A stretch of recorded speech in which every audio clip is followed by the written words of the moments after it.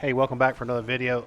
Now, once again, remember these are all super basic, tabletop role-playing game, new to Path of Exile type instructional videos. There's tons of YouTubers out there that make really, really cool and advanced stuff. So don't think this is a super advanced tutorial. I've been trying to guiding people through my Necromancer build, and I want to kind of talk about mapping at the most basic level today. All right, so if you're a hardcore mapper, watch for a laugh. If you're new to it, I'll try to explain how the whole system works. Once you complete the campaign, remember you begin at Act 1 down here at Lion's Eye Watch. You did all these different quests. You leveled up to here. Act 2, you moved to the forest encampment. Act 3, you got over here to the Sarn encampment, which is where we are now, but this is the Part 2 version. Act 4 had you go into Highgate. Act 5 had you go into the Ruined Square and Overseer's Tower. And then you went to Part 2 of the game. You had this fight with Katava. Then you went to Part 2. And a lot of the zones repeated, but then a lot of them were different. Some of the objectives were different. And then this, you suddenly notice that, like, if you died in Act 6, 7, 8, and 9, and 10, you'd lose 5% experience, which is about, what is it, like 1 pip? Each pip, I believe, is a 5% marker on the experience bar at the bottom. So then you finally get through this, all the way through this, and you get to this where you finished everything. You fought the final fight with Katava. You beat it. If you ever want a guide on that, let me know. I'll be happy to show you one. I call it over-leveling. And then you get to the epilogue where you finally go over to the Kurai Shores and you meet some NPCs, right? And one of them is this guy here at the mapping table. And you'll eventually get to this point where you're talking to Commander Kirak. Go talk to him right away. And he'll have a very early quest for you. He's going to give you a map. And what maps look like in the game are these little gray coins. And the center color of the gray coin tells you, like, whether it's a white or a blue or a yellow, which is the same kind of thing you see with gear. Some gear is white, and then it's blue, and then it's yellow, and yellow being harder and higher. The maps have tier numbers from 1 to 16 or 17, okay? So what you do is a map is going to be a instance that's going to have a name, like this one's here, Defiled Cathedral map. And if you were to buy it or get it a quest, some of them are identified, you have no idea what they are. And let's go to our hideout, and you put a map in a mapping device. The first time you do it, it's going to be this one down here, right? And you're going to put a map in the mapping device. It's going to open up 1, 2, 3, 4, 5, 6 portals, that match your portal icon. Let's go get a map real quick. And then you can you go in there and you kill everything if you'd like, and to get completion reward for it, which is a point for the Atlas, you need to kill the final boss, usually in like an arena, all right?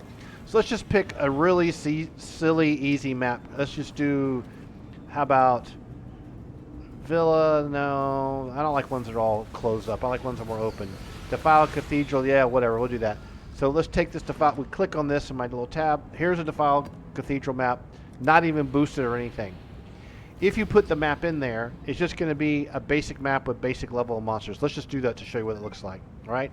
So, but what you can do is you can boost the quality of the map, and they call it juicing, right? All the lingo from the young people is that you're juicing the map, dude. That gives them things like better monsters and more loot and more altars and all these different types of things that are going to benefit their type of progression to get more currencies and stuff that they're trying to do, okay? So that's something that you'll eventually figure out. We'll teach you very basically today what that would be like.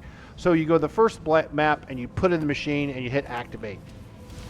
And I've got a transmog for my portal. So this means anytime I die in here, I'm going to lose one of these portals. So you have 6 chances, and if your friend takes a portal too.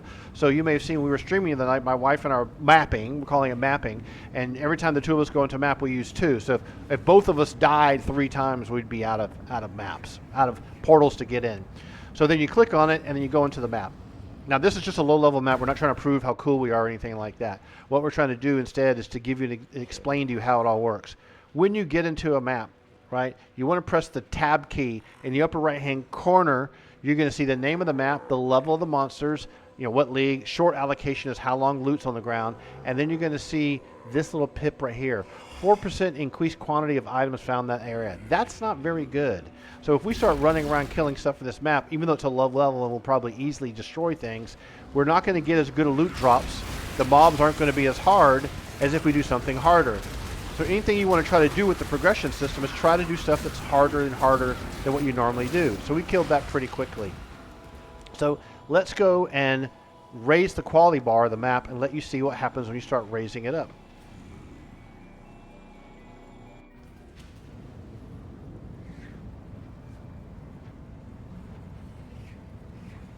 Okay, so the next thing I want to do is let's get a map or two from our bank box, and let's start boosting them up with the same level range. Let's find the same little map. Okay, let's go to maps, and we have, oh gosh, let's do a level 4. And we were in a level 2, right? Level 3? Defile Cathedral. Let's take both of these. Here's a yellow one. Here's a yellow one. I'm actually going to spend currency to scour this. You know, I really shouldn't, but just for the purpose of the video, I'm going to yank those down to, let's identify it first. Take a wisdom scroll to identify it. Wisdom scroll to identify this one. Now we have 2 yellow maps, and it tells you what the quantity, item quantity is up by 52%, the rarity is 31, monster pack size 20%, more monsters, more drops, more gear, 24 increased number of rare monsters. Monsters poison on hit. Is that a problem for you? Are they hitting you? Are you playing a minion build? Are you getting hit much? They always gain a power charge on hit, which is a buff for themselves, and all hits always ignite. You could probably do that quite well. Here's the other one. This is just identifying it. They have more life. They have physical damage reduction. That's not good for me. They can poison on hit. They can't be taunted. Their action speed cannot be modified, so you can't slow them. So what you could do, if you wanted to, is you could use a Chaos Orb, although I don't recommend it, to re-roll this map completely to something else. I wouldn't use Scouring Orbs because they're expensive and hard to come by. I really wouldn't recommend you do that, but I am going to do it here just to prove something. A Scouring something takes it all the way back down to the very, very basic map tier gray drop level, and then you can start boosting it from there. So you could use this Orb of Transmutation to upgrade it from a normal to a blue map, and when you're first starting working on your atlas, which looks like this, you're going to need to complete particular maps of different qualities to get credit for it. In this case, I completed the Bone Crypt map, tier 1, kill the boss of a magic quality of higher to get credit for that, right? So I could then apply points to another passive tree that influences what happens in the maps. Like, hey, it has a better chance to drop additional rare items with an essence modifier for essence piles, if you want to call them that. Or I want them to start dropping higher level maps, etc., etc. So these are things where you can start focusing on the previous league mechanics to make the maps do what you want them to do to drop for you. Like in our situation, we wanted them to drop higher level, tier higher than what we were doing to advance the other day, and we can inspect this stuff later on. And you can click up here and see your maps, what the bonuses, all this kind of stuff is. Okay, so now going back to the actual map. So we turn that into a little blue map. Say you find that, let's take the tab off, you didn't like that. You want to reforge one with a new modifier. Say you didn't like the map to have fast maim on hit. Maybe you didn't want that to happen, right? So you go over here to Orb of Alteration, and you can apply it again. Monster have 30% chance to suppress spell damage. You're like, oh, that sucks. Now, I can keep doing this and spending these currencies. Everything in the game is like that. Currencies get used up quickly. They have multiple purposes. They're RNG. They're re-rolling. You might as well be a slot machine at the Bellagio in Las Vegas. So when you find something you like, then you try to roll it and run it. But some people get to a point where only something like monsters retaliate on hit, or they reflect back your damage. I'm not student. Reflect back their damage on you. There's all kinds of things you can do. So some currencies, like upgrades a normal to a random, well, I can't do that because it's already magic, so it won't let me do that. So you think about what you want to do with the maps versus the currency that you have. So let's just do this. Let's go load this Defile Cathedral, and 64 extra damage is lightning. Okay, let's go to our hideout now and load it from there as opposed to loading it from here. Now, hideouts require a video in of itself, but you may discover this as you're exploring. All throughout the world, you'll find in different maps locations with a little blue fleur-de-lis icon.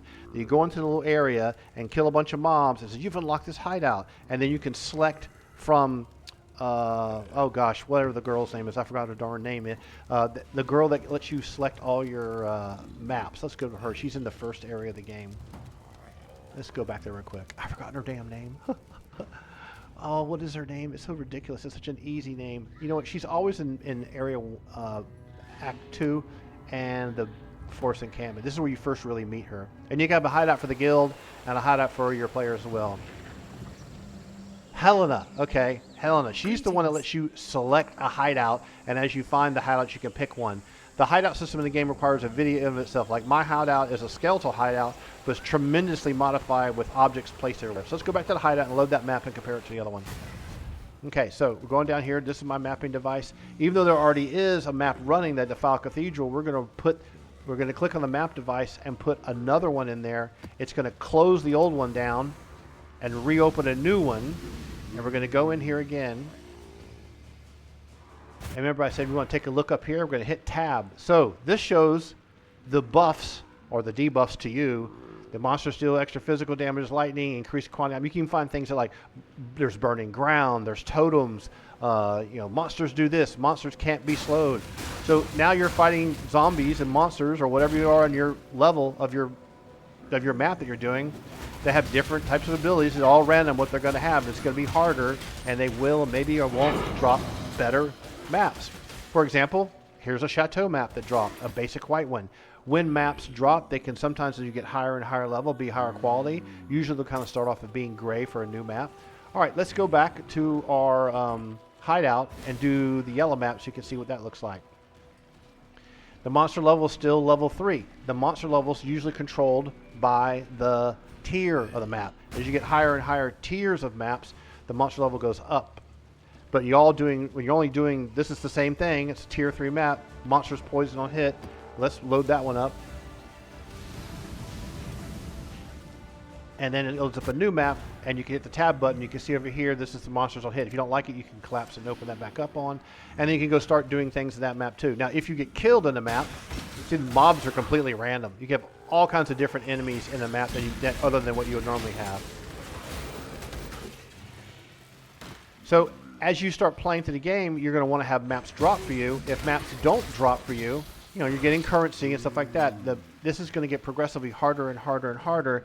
And every time you complete a map, you're going to get a point, which unlocks the Atlas, which gets further and further, which will eventually get you to tier 16s. And then you'll get to access all these high-level, crazy bosses that drop incredible loot. This is utterly amazing and very, very, very hard fights, right? And as you start to achieve these things, you're like, wow, I'm really pushed my character to the limit, and I'm doing some of the hardest thing in the game. The guys have slang words for all these things. So the other thing is you can control when you're in farming mode. Like I always used to love essences, and you can probably see from one of my other characters, I loved the whole blight mechanic, which is like a tower defense thing. So that's kind of a basic overview of what you do. Now, lastly, we're going to wrap up here with one other comment.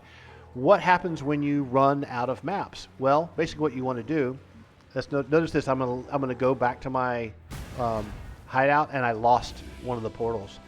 It's Kurak, who's going to be at the Kurai, or you can put him in your own hideout. He will let you buy maps, and it'll cost, as you guessed, a currency. So if I want to get a higher tier map, like a tier 8 map, I could buy that map, etc., etc. That's basically what people are doing. So in summary, maps is a progression system of doing harder and harder content beyond the basic campaign. The maps have a basic, a white, blue, and yellow quality. The explicit and implicit modifiers, just like gear, are RNG. They can be almost anything. You can kind of monkey with them and change them, which means you need currency. The more currency you have, the more you can monkey with the maps to get the maps to be suited to what you're trying to achieve.